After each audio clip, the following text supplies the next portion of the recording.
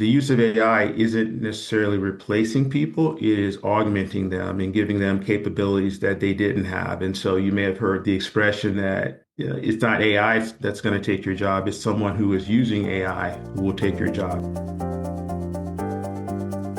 Welcome to the new and refreshed Management Matters. I'm your host, Academy President and CEO James Christian Blockwood. AI is at the center of public debate.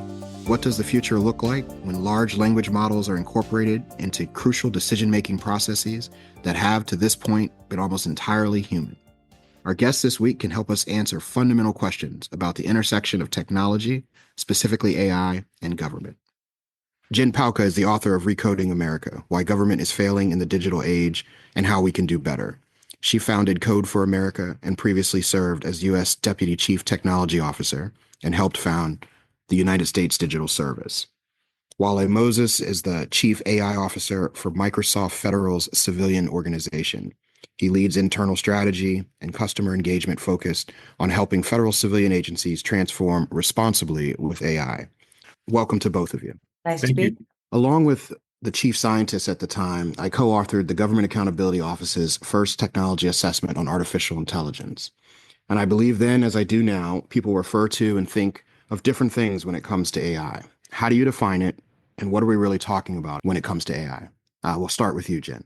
I completely agree that people have wildly different definitions. And I think as people start to explore this technology and they pull it from the abstract into the specific, the definitions will become more clear. But more importantly, I think people will start to get both more comfortable with it and both more aware of what it can do and what it cannot do. I think I won't venture a definition because I think that's more of Wole's area here. What I will say is that it's very easy to graft on our previous assumptions about technology based on the experience that we've had with it to AI. And it's only when we actually get in there and start using it that we realize how fundamentally different this technology is. And while, yes, it has a lot of gotchas that we're going to have to be very aware of and really, account for, it also has enormous potential.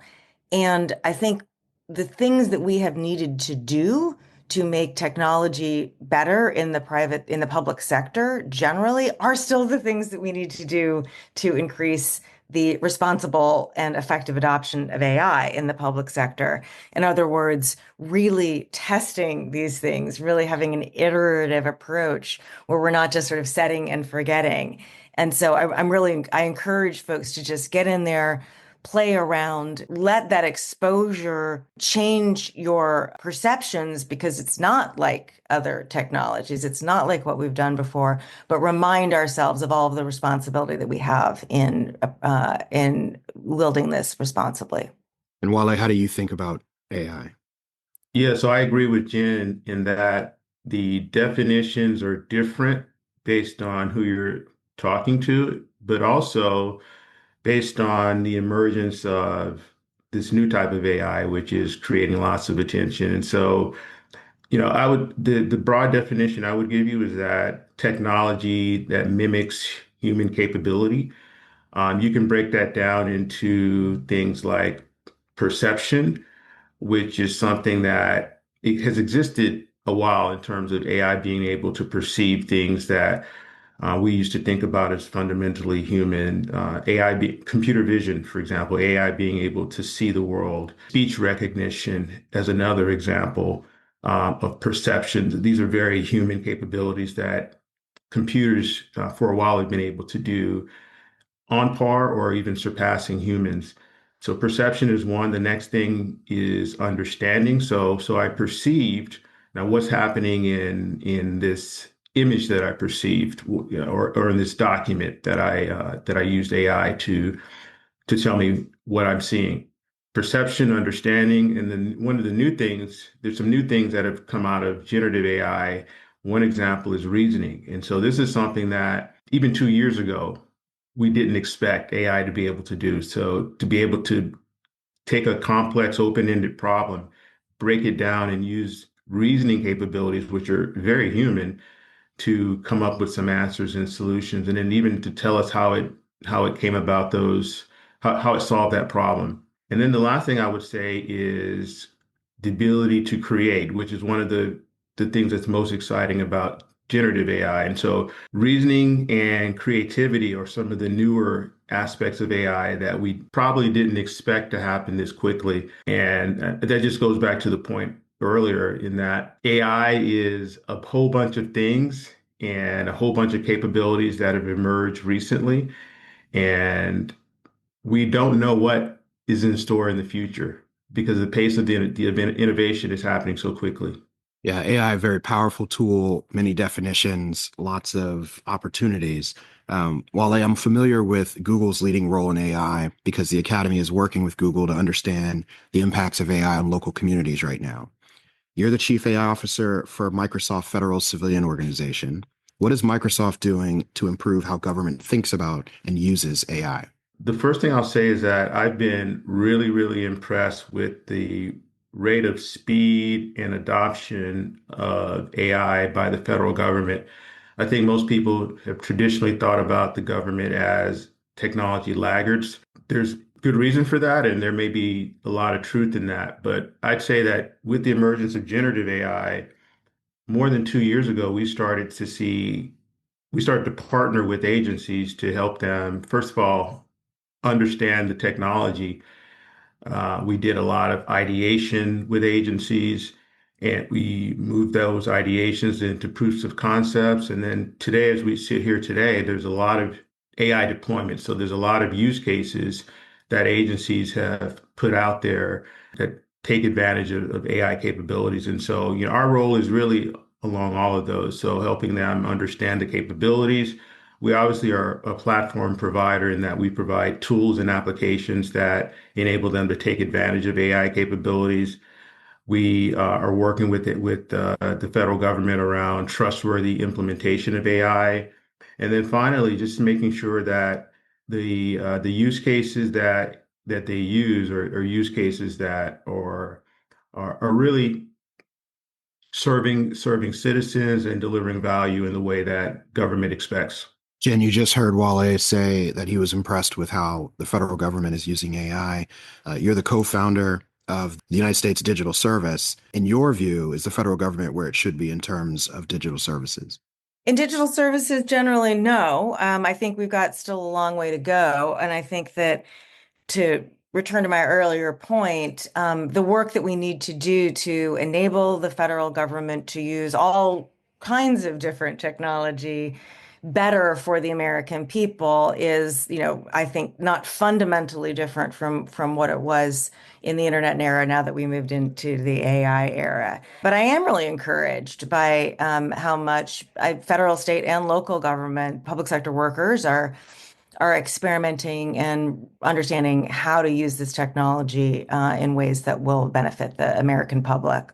Just for example, there's a great piece out this weekend from the folks at Propel. Now, this is more state level work. They work on Snap, analyzing how the various public models, the commercially available models, help people understand how to enroll in Snap. And it's just a fantastic analysis that brings some real rigor to it and really starts to help you understand, oh, wow, this thing can be super, super powerful at problems that have been really persistent over the years, right? It's very hard to get your state to enroll people in SNAP in a way that, makes them feel like government's got their back. And this is a powerful tool to be able to do that. Well, hey, let's go back to kind of more general AI. We keep hearing the great power and the potential of AI, and that we won't be able to tell the difference between artificial and reality.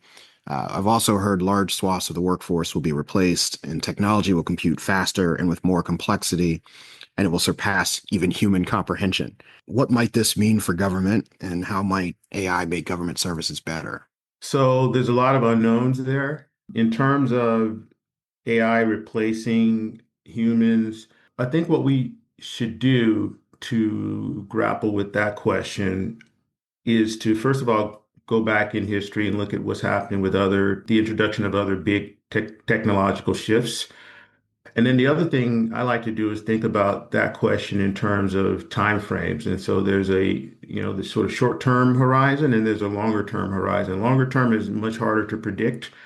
Historically, we've seen with the introduction of new technologies, new industries, new economies, new roles created on the backs of those new technologies.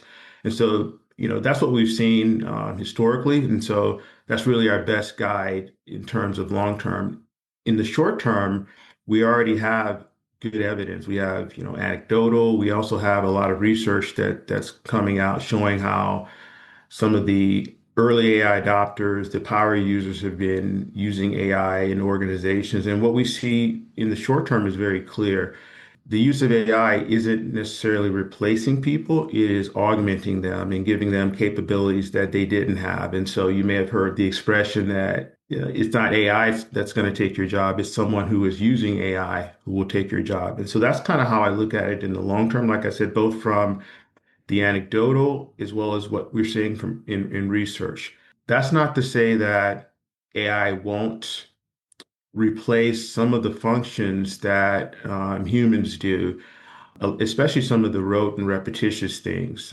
There is an opportunity there to drive productivity, to drive efficiencies, and in fact, to drive better customer experience using some of those technologies. And so I think we just have to be really thoughtful in our approach and take a big picture view in terms of how this technology can benefit the organization.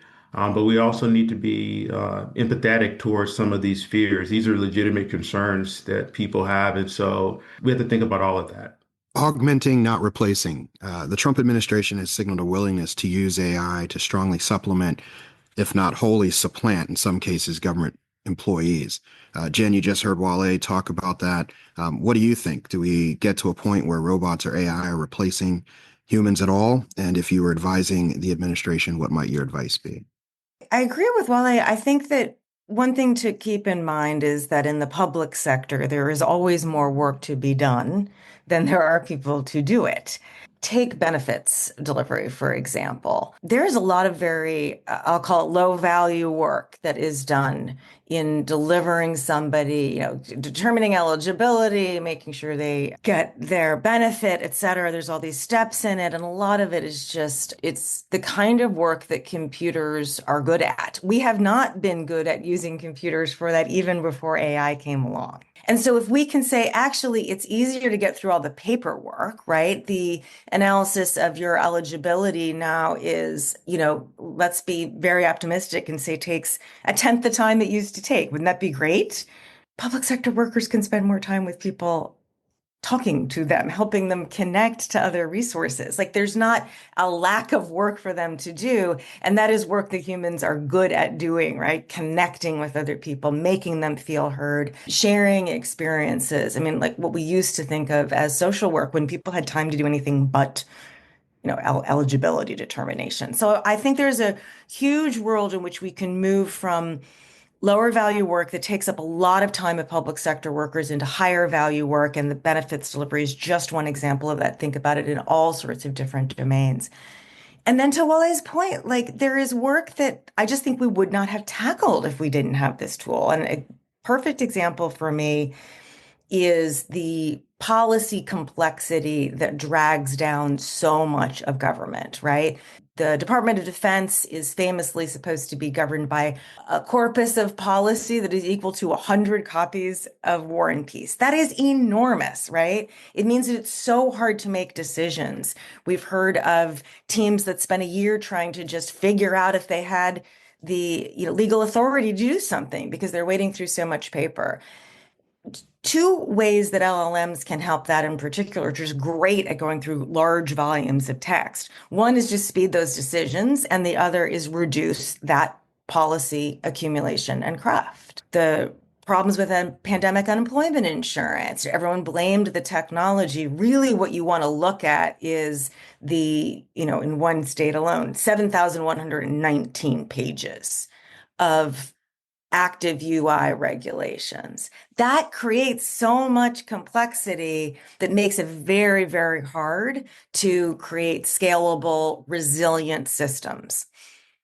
But if you've said before LLMs to even a team of, 50 people, right? Like competent people. Go figure out how to make that 7,119 pages, 300 really clear, simple pages. What can we reduce here to give, say, state labor departments something reasonable that they can go execute on that still, gets the, value and safeguards that we need in this program, but it just doesn't need to be 7,119 pages. If you had previously asked even 50 people to go do that, that's incredibly hard work. We don't have those 50 people. But that is so much complexity to wade through. And now we can have a smaller team. We can feed that into some custom LLMs. Stanford has one that I think they'll be publishing a paper on soon called Stara that's really good at this kind of thing. They're sort of, custom developed for this particular with similar use cases. As much as I'm excited about seeing LLM being able to help people get through all that complexity, I am more excited about leaders in government using large language models to at least suggest to regulators, lawmakers, policymakers, ways to simplify that volume of policy and regulatory cruft that has accumulated over the years so that we can have a government that not just computers understand, but actually people understand. And this is a government that will be far more scalable and resilient, which is exactly what people want. You mentioned benefits delivery, you mentioned a number of other examples. Let's dive a little bit deeper and get into some specifics. Wale, you think about how AI could be used in new ways or used to improve current services or benefits that are certainly going to Americans right now. Paint a picture for us. What could AI at its highest levels and best use do for our country, do for our government, and really help the lives of many people across the country? Yeah, let me actually go back to some of the points that Jen just made because I 100% agree with her. She talked about the corpus of this tremendous corpus of knowledge and documents that exist within the federal government, within different agencies. She also talked about there is more work to be done. There's more undone work out there, and there's more documents to be considered when in driving data-driven decisions. And so I'll give an example. We're seeing use cases, particularly with generative AI, that take advantage of that. So the thing that's new about generative AI, or the thing that's different about generative AI from traditional AI, is that generative AI can understand unstructured documents. It can read and interpret documents. And these are capabilities that in the past only humans could do. And so you had this backlog of documents and data that could be very valuable, but that were untapped. And so one example that I'll give you is a federal agency that was dealing with long call center volumes. And they were getting a lot of criticism, both from Congress as well as citizen advocacy groups. The problem is that they had hundreds of thousands. They recorded all of those call center calls. We all get that message saying the calls are being recorded to improve customer service. But the volume of calls and conversations was beyond what they had humans available to listen to and understand and interpret. And so essentially, they didn't understand what was driving those long call center volumes. They used generative AI against those call transcripts. And then for the first time, they gleaned an understanding why, what are the top reasons people are calling in. And so that's a tangible example that I think any and every agency can take advantage of. It just goes back to that point around all of this work that still could be done, but we don't have the people power to do it. And that's a great example of where AI could help solve for that. Going back to think about policy documents, contracts, grant applications, the ability to use AI to interpret and analyze those. Public comment review is another example, something that all agencies need to do. AI can help. So think about any sort of task where you've got documents that you need to analyze or pull data from. Perfect application for AI. The other place we're seeing it is in modernization of applications. And so AI, one of the first really exciting use cases that people discovered, the ability to understand software code, including legacy code, of which there's a lot in government, to understand that code, to document it, to explain to us what's happening, especially for older languages, and then to convert that code to modern languages. And so if you think about the backlog of legacy application modernization opportunities, yet another place for generative AI.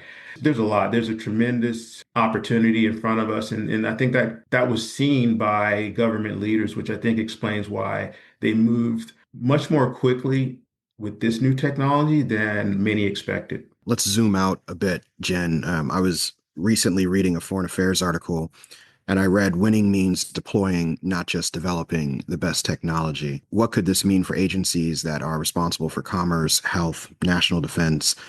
When we talk about deploying, how should we be thinking about this in regards to ethics and transparency and ensuring everyone will have access to the same advancements when it comes to what gets deployed? Well, I think that we're in this period of real confusion where the guidance about the use of AI in the federal government was pretty clear under the Biden administration, and now it is less clear in ways that I think are both positive and negative, let's just say. I do think that we saw a little bit of sort of own goaling in government for a while, where there was just sort of an assumption that you shouldn't use something if it wasn't specifically approved for you, even if you still maintain that, it's your work. So for example, think of AI as an intern. And I don't think you need approval necessarily to use an intern, right?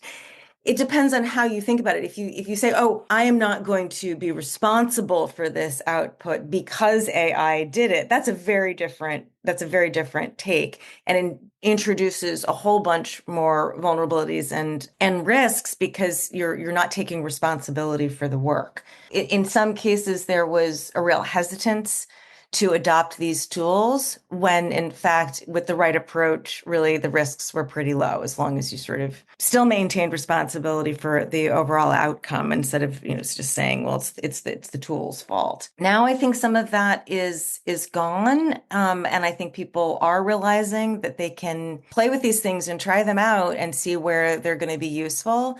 And that's primarily, I'm talking about the commercial models that might be available to you. As it relates to how to use these things in sort of what we call an enterprise context, I do think it's helpful that we have a culture now of wanting to keep up rather than trying to make sure that we're checking every single box, even if those boxes are going to take a year or two to check, because by the time we check those boxes, the technology will have moved on and we're really testing things that just aren't relevant anymore. I recently asked an AI who's winning the AI race.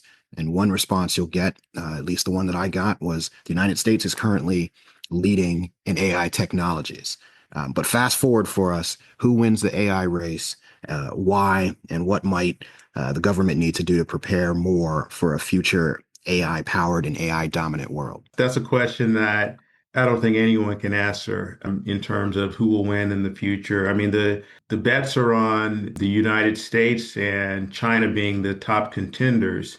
The innovative spirit of the United States and its ability to attract the top minds from all over the world, I think it gives the United States an advantage.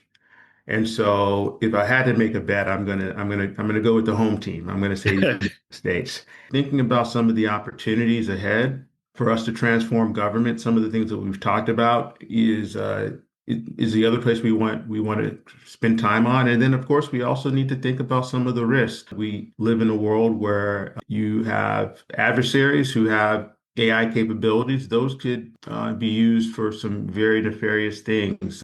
But overall, I'm optimistic about U.S. leadership and the U.S. And the last thing I'll say is that I think we need to work closely with our allies, both around the innovation as well as developing standards for trustworthy and responsible AI use.